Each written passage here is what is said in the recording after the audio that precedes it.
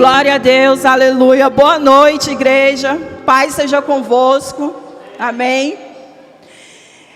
É um momento de grande honra, né, estar aqui. Eu fui intimada pelo pastor, né, para estar aqui esta noite.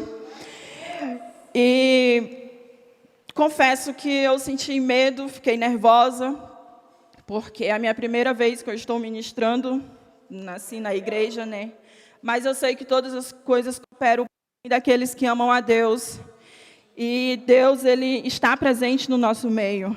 E a gente não deve ter medo de falar de Deus. A gente não deve ter medo de falar do nosso Criador. Porque foi Deus que nos criou. E se nós estamos aqui, é porque Ele está conosco. E o tema, o que eu vou ministrar hoje, está em 1 Samuel. É uma mensagem bastante conhecida, né, entre a igreja, entre nós. Sempre ouvimos falar dessa palavra. Mas eu sei que Deus vai tocar na vida de cada um de forma diferente. Então, vamos abrir a nossa Bíblia em 1 Samuel, capítulo 1, de 1 ao 7.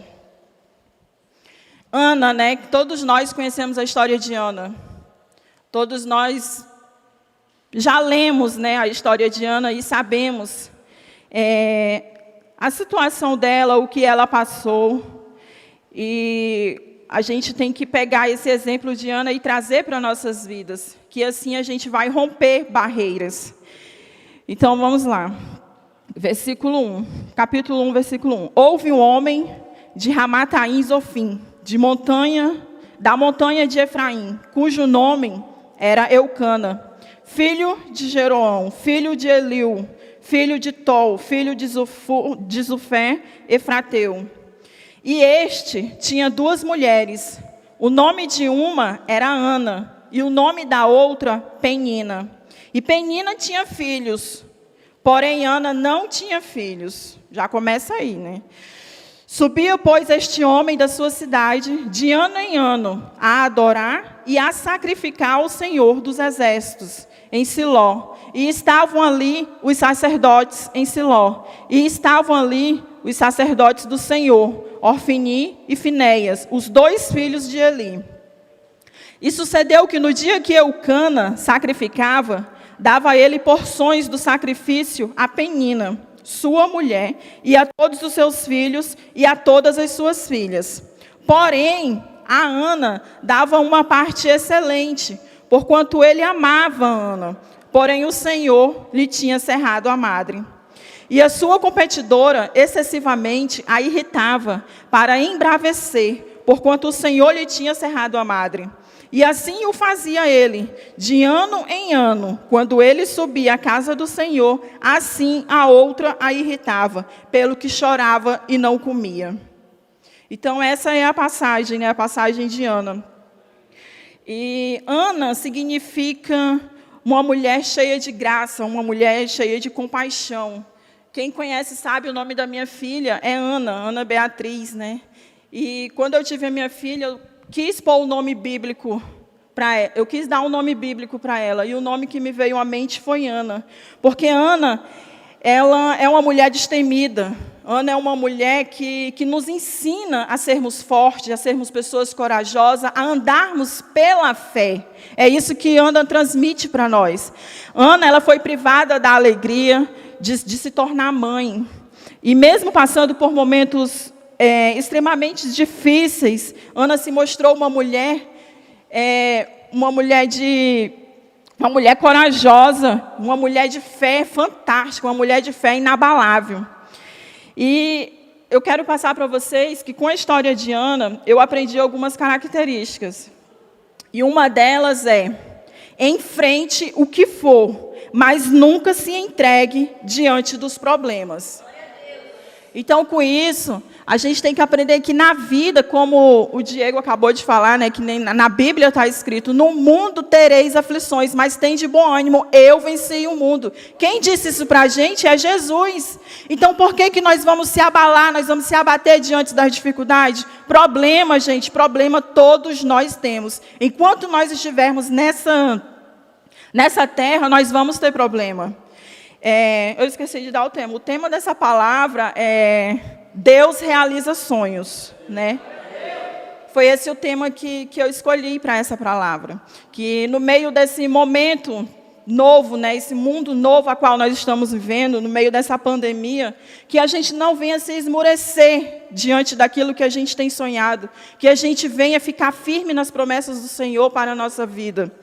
Que diante das circunstâncias, nós não venhamos nos abalar, porque Deus, Ele ainda opera, Deus ainda está no meio de nós, e Deus, Ele realiza sonhos, Deus, Ele realiza. Então, que nós não venhamos nos abater diante das dificuldades, né?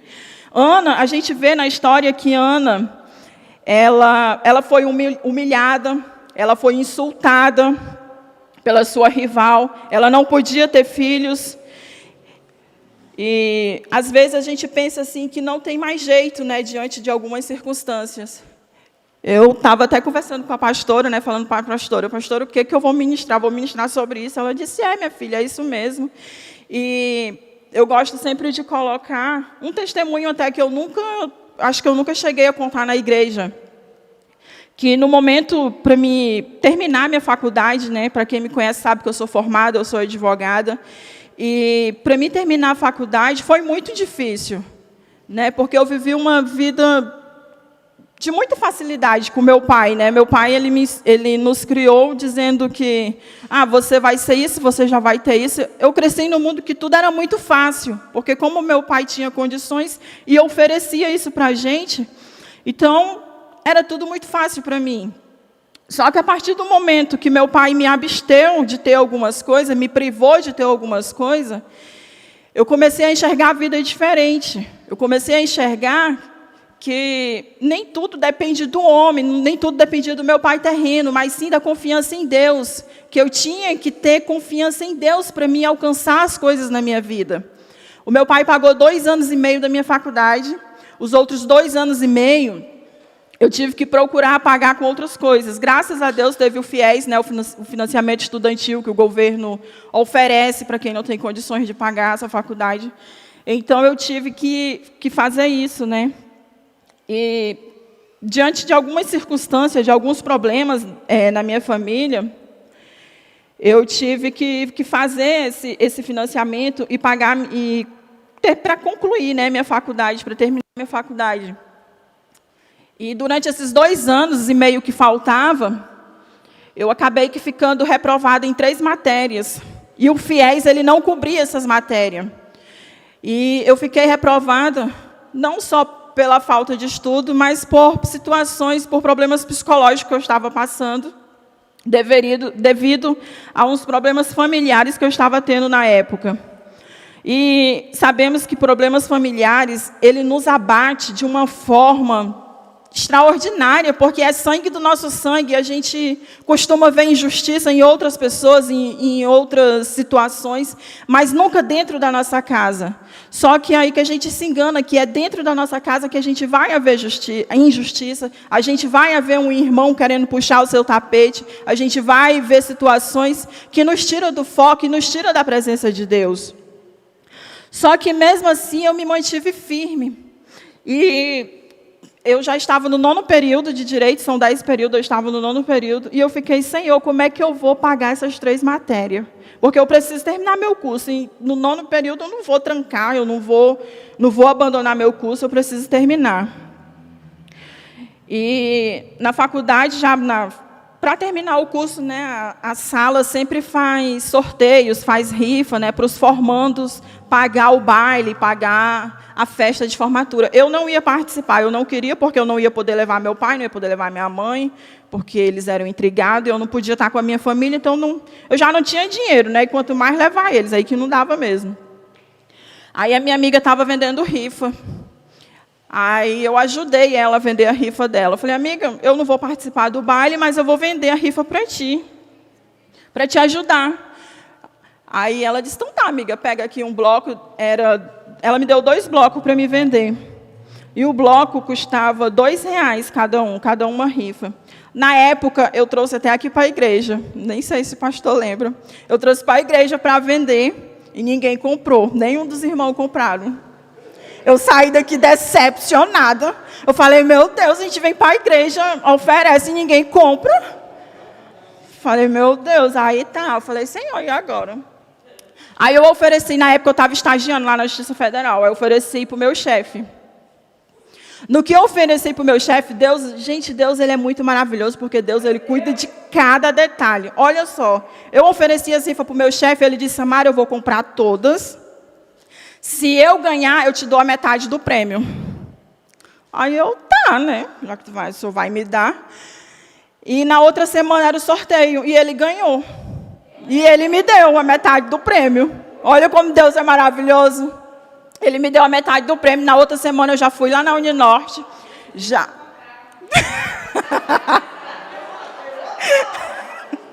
Pois é, os irmãos não compraram, mas o meu chefe comprou. E ele ainda teve, né, esse cuidado de dizer, Samara, se eu comprar, eu vou te dar metade do prêmio. Eu não pedi, eu não falei nada, eu só apenas vendi. E ele ganhou. Na outra semana, a minha amiga me ligou, Samara, o seu Assis ganhou. O seu Assis era o nome do meu chefe. Aí eu falei, meu Deus, que legal, será que ele vai me dar o prêmio mesmo? Aí no outro dia eu cheguei no trabalho e ele falou, Samara, como eu prometi, eu vou te dar a metade do prêmio e está aqui. Aí no outro dia eu já corri na faculdade, já dei uma entrada no dinheiro, já parcelei o restante e tudo deu certo. Glória a Deus. E hoje eu estou formada, tenho uma profissão, né? E graças a Deus estamos aí, estamos juntos. Então é isso, né? Que por mais difícil sejam as situações, por mais momentos ruins em sua vida, que você acha que não tem mais jeito, né? Que nem o apóstolo Paulo falou, né? Quando penso que estou fraco, forte é que estou. Então, que nós venhamos ficar forte diante das adversidades e que nós não venhamos nos demonstrar certas fraquezas, porque a gente sabe que o diabo ele anda ao derredor de nós, né? Então, que nós não venhamos estar demonstrando essa nossa fragilidade, porque momentos ruins todos nós vamos passar. A segunda característica que eu quero compartilhar com vocês é: seja humilde e se aquebrante perante ao Senhor. Então, seja humilde, né? Eu acho que com humildade a gente consegue muitas coisas. E se aquebrantando diante da pessoa certa, aí que a gente vai conseguir mesmo. Assim como Ana, né? Ana se aquebrantou diante de Deus. Ana, na palavra fala que Ana chorou amargamente, porque Ana já não aguentava mais aquela situação em que ela vivia. Porque você já pensou, você é casado, aí você, naquela época, né, você já não podia gerar um filho para o seu esposo, aí, naquela época era de costume, quando a sua esposa era estéril e não podia gerar filhos, o marido, ele tinha uma brecha na lei, que podia casar com outra mulher, que pudesse lhe dar filhos. Então, Eucana, né, casou com Penina. E eu fico imaginando a vida de Ana naquela situação, né? Apesar de Ana ser muito amada pelo esposo, o esposo a amava muito. Mas no íntimo dela, no fundo do coração dela, ela se sentia frágil, ela se sentia incapaz. Por mais que ela tivesse o amor do marido, ela não tinha o filho. Ela não tinha um filho que completasse, que formasse, que desse ali um título realmente de família, né? Porque a gente sabe que família é a constituição do marido, mulher e filhos. E ela não tinha isso. E ela chorou, ela clamou, ela se viu na obrigação de clamar a Deus, né? Em Salmo 51:17 diz assim: um coração quebrantado e contrito não desprezarás, ó Deus. Então Deus, ele está às portas, né? Ele está esperando você clamar, ele está esperando você pedir, ele está esperando você dizer qual é a situação, qual é o problema que você está passando, para que ele possa vir agir. Então, a terceira característica que eu aprendi é: saia do comodismo. A gata secou aqui.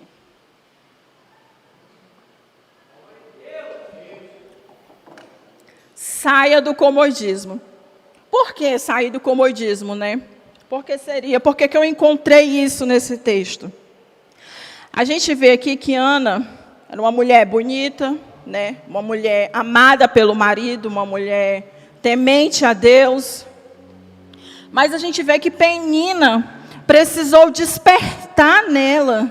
Penina precisou despertar essa angústia na alma dela, para que ela pudesse realmente perceber, não, está errado. Eu vou clamar, eu vou pedir, eu sei que Deus, Ele realiza sonhos, eu sei que Deus é Deus, e Deus vai fazer alguma coisa aqui. Até porque quem foi que cerrou a madre de Ana? Foi Deus. Então quem é que ia resolver isso? Deus.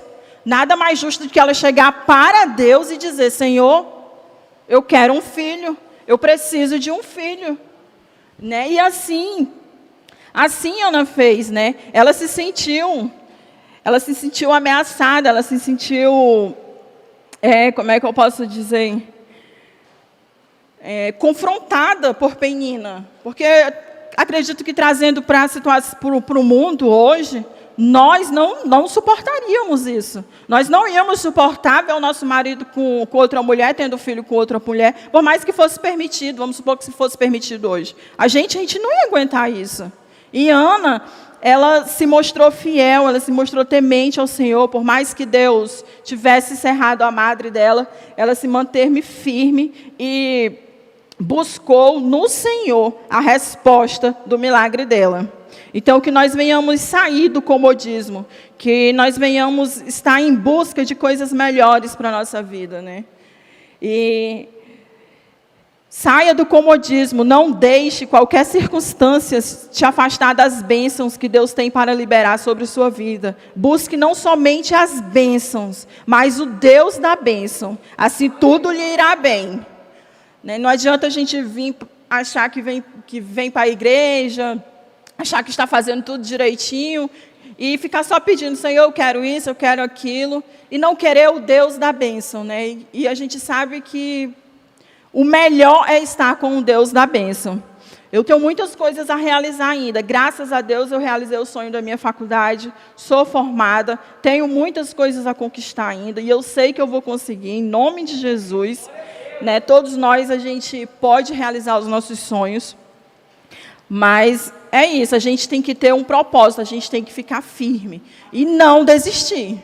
Porque o mundo não é daqueles que desistem, não. O mundo é daqueles que buscam, que querem e alcançam e realizam. Tem que realizar. A quarta característica e última que eu aprendi é: aquele que tem propósito atinge os seus objetivos. Ana foi uma mulher de propósito, né? A gente vê que ela foi uma mulher de propósito.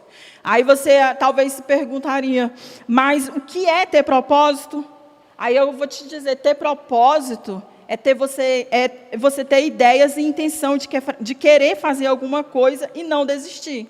Que nem eu acabei de falar, você tem que ter em mente uma coisa. Eu não sei qual é a situação que você está passando, eu não sei o que é que você quer, eu não sei se você quer um irmão na igreja, eu não sei se você quer trazer um familiar para a igreja, se você quer ter um carro, uma casa.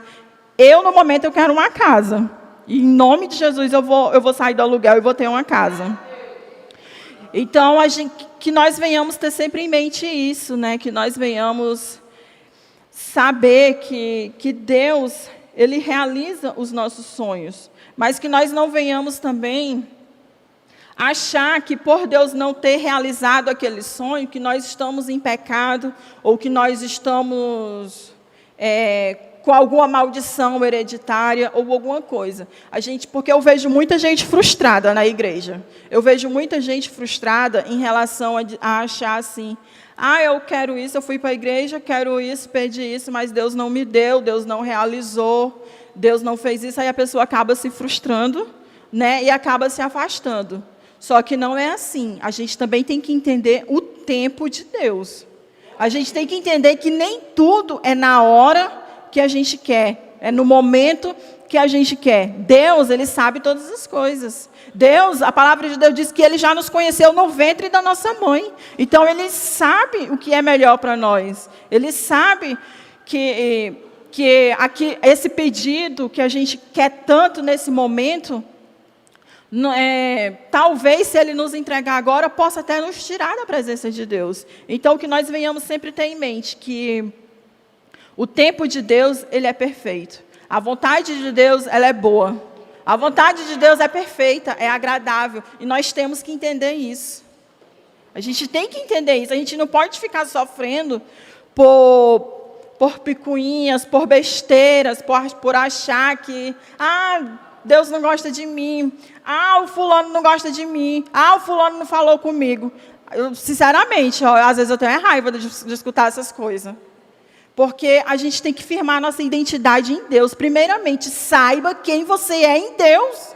Se você saber quem você é em Deus, gente, isso aqui é fichinha. Se você entra na igreja e o irmão não falou, vai lá e fala com ele, então. Já que você quer tanto falar com ele, você vai lá e fala.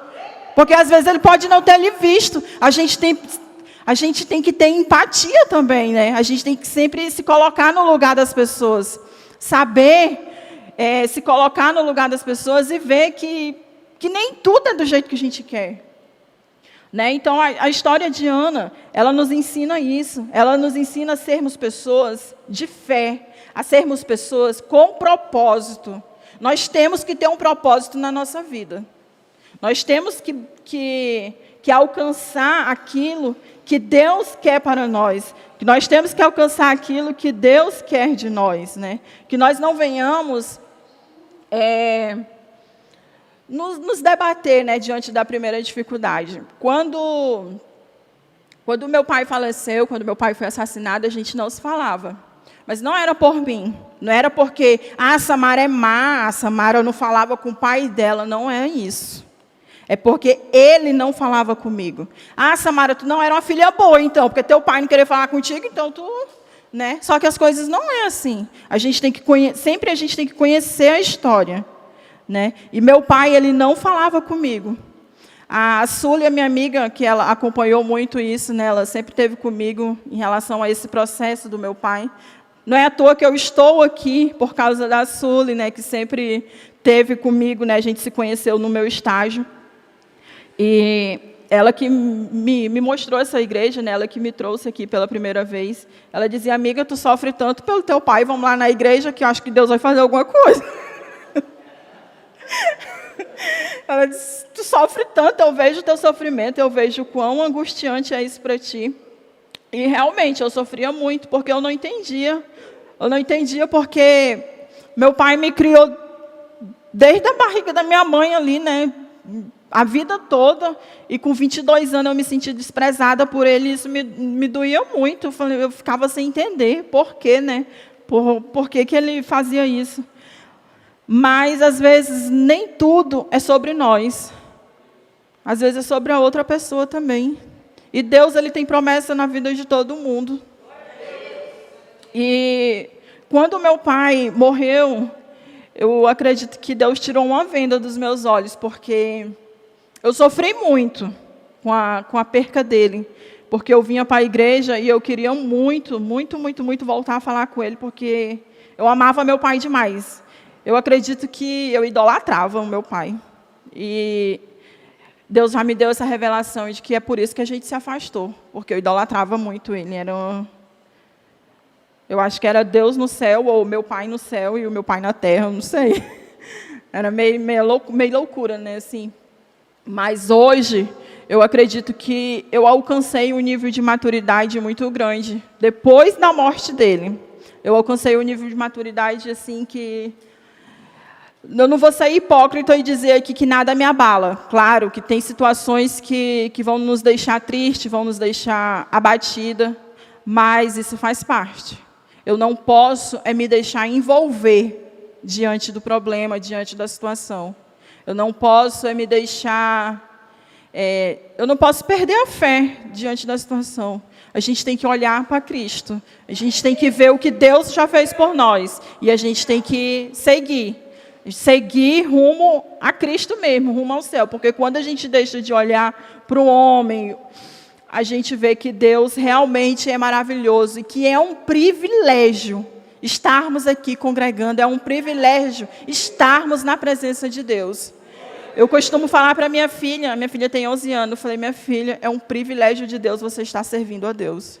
Eu queria ter esse entendimento, eu queria ter a maturidade que eu tinha na época dela, que era servir a Deus. Gente, é muito bom você servir a Deus. Deus é maravilhoso. Deus, Ele cuida de cada detalhe. Deus, gente, tem horas assim que Deus me surpreende. Por mais que eu não tenha a minha casa própria ainda, o meu carro do ano, por mais que eu não tenha os luxos que a gente sempre quer, que a gente sempre quer alcançar, mas eu vejo que Deus me dá saúde, eu tenho saúde para trabalhar, para correr atrás daquilo que eu quero. E é isso que a gente tem que ter em mente. A gente tem que sempre buscar o melhor, mas sempre também ter o pé no chão e ver que tudo é no momento de Deus, que Deus sabe todas as coisas e que a gente não pode nos deixar abalar pelas circunstâncias da vida. Eu não gosto muito de mimimi, não. Para mim, o negócio é ou não é. Esse negócio de... Eu não sei nem se eu deveria falar, mas eu vou falar, porque se Deus está falando é porque é para me falar. Eu tenho uma discípula, que ela é muito cheia de mimimi, né? Aí tem hora assim, como discipuladora, a gente dá vontade de dar logo uns tapas, né? Dá vontade de falar, moninha, abre a tua mente. Tu está servindo o Deus do universo, o Criador do céu e da terra. Qual é a parte que tu não entendeu ainda? Qual é a parte que tu não entendeu? Que tu não serve ao homem, que tu não serve pastor, que tu não serve discipulador, que tu não serve os teus colegas de banco aí, tu não serve ninguém, tu serve a Deus. A partir do momento que a gente tira o foco do homem, gente, a gente vai viver bem melhor. A gente vai viver bem melhor. A gente tem que curar esses traumas. A gente precisa amadurecer. A gente precisa curar isso. A gente precisa entender, firmar a nossa identidade em Deus. Foi Ele que nos criou, foi Ele que nos faz estar aqui. Se Deus quiser me levar agora, o que impede Deus de me levar agora? O que me impede de Deus levar a gente agora, sei lá? Então, que nós venhamos manter a nossa identidade em Deus, que nós venhamos manter um foco, um propósito. Deus, Ele realiza sonhos. Não se frustre diante das situações. Não se deixe abater. Eu já repeti isso várias vezes, né? Mas eu acho que é porque Deus está querendo que vocês entendam isso. Não se deixe abater. Não se deixar frustrado diante das adversidades. Então, assim, né? Deus, eu tenho um carinho muito grande por Deus. Muito, muito, muito grande mesmo. Sou filha dele, né? Eu sou a caçula, né? Sou a caçula de Deus, eu sou a preferida de Deus. Sinto muito se vocês não são, mas eu sou. Sinto muito mesmo, mas eu sei que Deus, Ele tem coisas extraordinárias para fazer na minha vida e na vida de vocês. É só confiar. A gente tem que confiar. Porque quando a gente confia, quando a gente acredita, o nosso milagre acontece. Foi assim na vida da Ana, foi assim na vida de vários homens de Deus aqui dentro da Bíblia, e vai ser assim na minha e na sua. Não tem porquê. A palavra de Deus, ela não mente. A palavra de Deus é isso aqui. Né? A gente vê que, se a gente for olhar para os homens e mulheres de Deus dentro da Bíblia, todos passaram por situações difíceis. Todos tiveram os dias maus, todos tiveram os seus dias tristes, os seus dias ruins. Todos, nós somos humanos, não tem como. A gente vai passar por situações difíceis. Só que não é o passar pela situação, é como nós vamos sair da situação.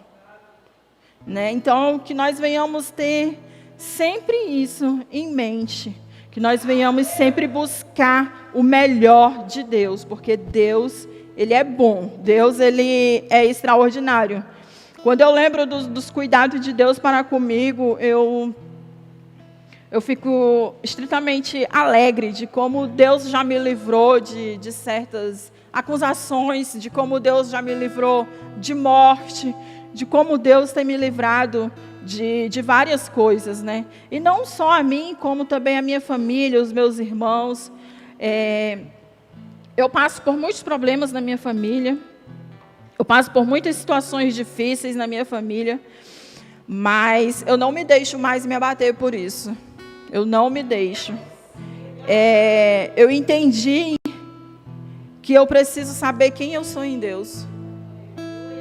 E quando a gente entende isso, o sangue pode dar na canela, mas a gente vai passar ali e a gente vai entender que Deus, Ele prepara todas as coisas, né?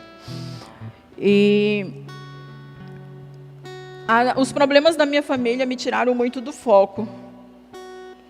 É por isso que eu digo que nós temos que... A família, ela nos desestrutura. Porque a família, ela está ali conosco diariamente, a família que nos conhece de verdade, a família que sabe, né, dos nossos desafios. E a família, quando a família não tem Deus, a gente sofre, a gente passa por situações muito constrangedoras, por acusações. E quando tem dinheiro, então, é por isso que Deus diz: o dinheiro é a raiz de todos os males, né? Aí é que a gente entende realmente que Deus tem que estar em tudo nas nossas vidas. Deus tem que estar em tudo mesmo. Tudo que nós formos fazer, a gente tem que colocar Deus na frente. E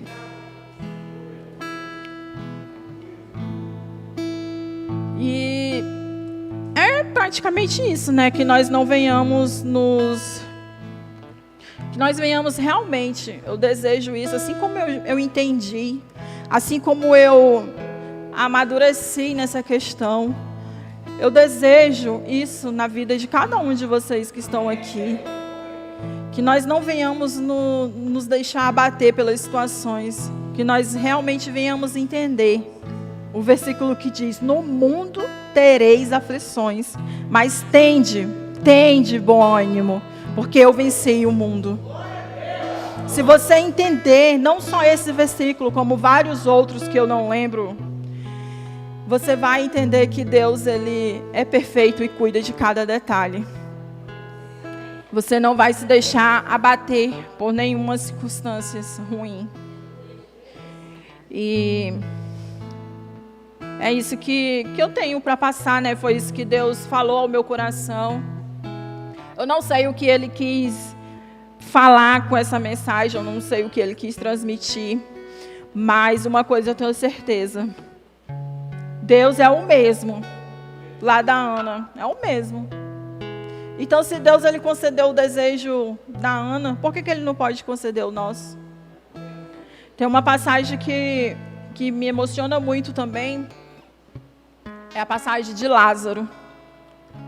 Se Deus foi capaz de ressuscitar Lázaro depois de 4 dias de morto, eu acho que totalmente deteriorado já há 4 dias, né?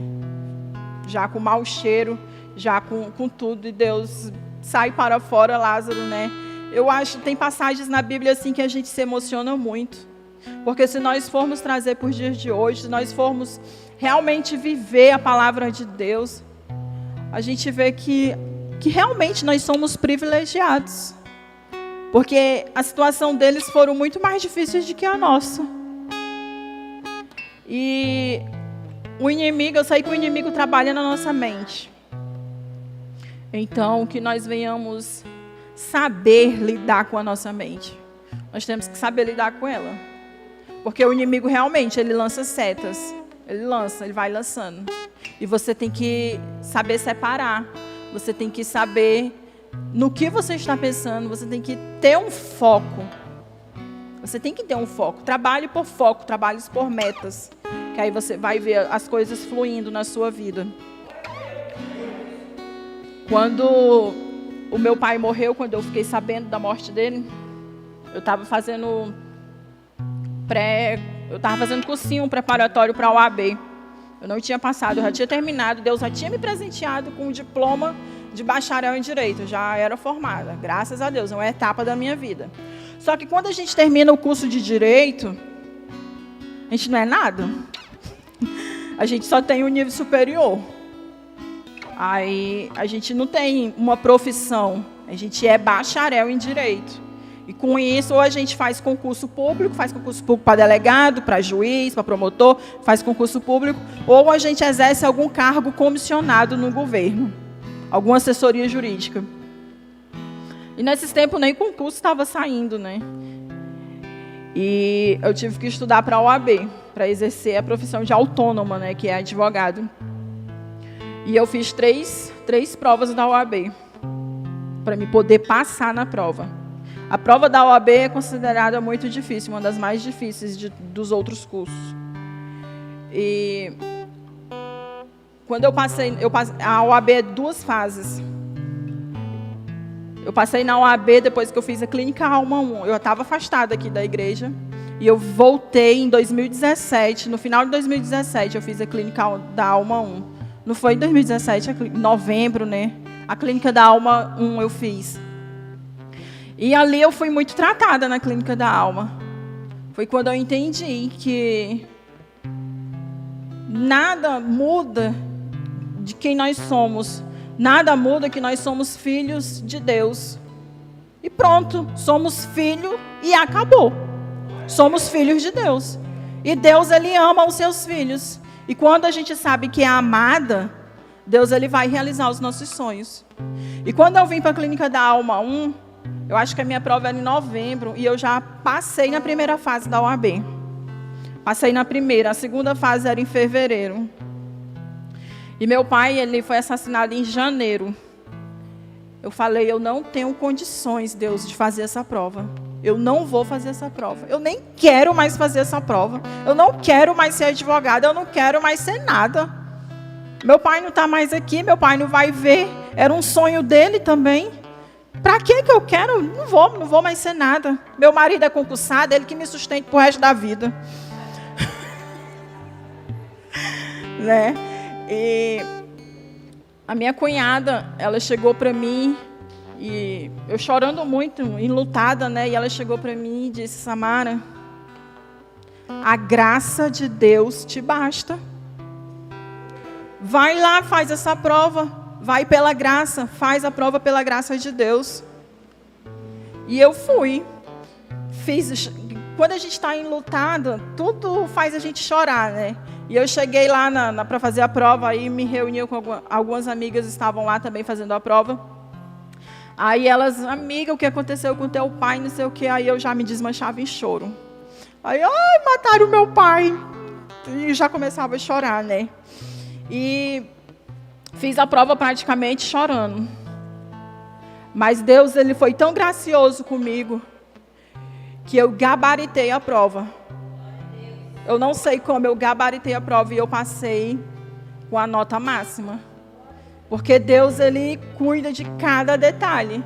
E naquele momento de fragilidade, naquele momento difícil, eu fiz a prova pela graça de Deus. E Deus estava lá fazendo a prova comigo. Deus estava lá segurando a minha mão. Deus estava lá comigo. Então, com esse meu testemunho e com a palavra de Ana, que nós venhamos amadurecer, que nós venhamos formar nossa identidade em Deus, que nós venhamos deixar de picuinha, de disse-me-disse, de não falou comigo, está com raiva de mim. Se nós buscamos o mesmo céu, então todos nós vamos estar lá. Então para que estar brigando aqui, se nós vamos estar juntos lá na glória? Então que nós venhamos ter intimidade com Deus, que nós venhamos ter esse caráter de Ana, né? Que nós venhamos ter isso, que nós venhamos buscar.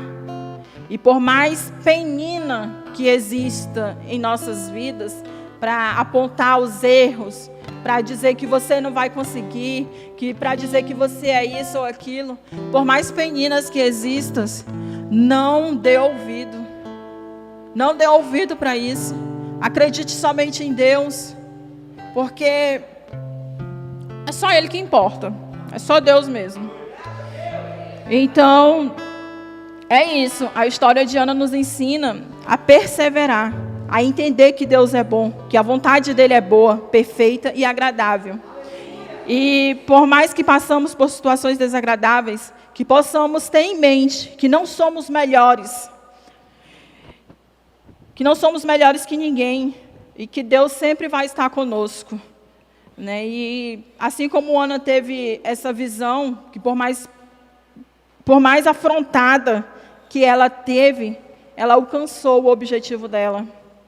E é isso que nós temos que ter em mente. Buscar o nosso objetivo, sem olhar a quem tá criticando, sem olhar quem está criticando, né, o nosso propósito, o nosso sonho. Que nós não venhamos dar ouvido. E que nem eu falei, eu tenho muitas coisas a conquistar. E eu vou conseguir em nome de Jesus. E eu sei que vocês também vão. Já, pastor? Mas pastor...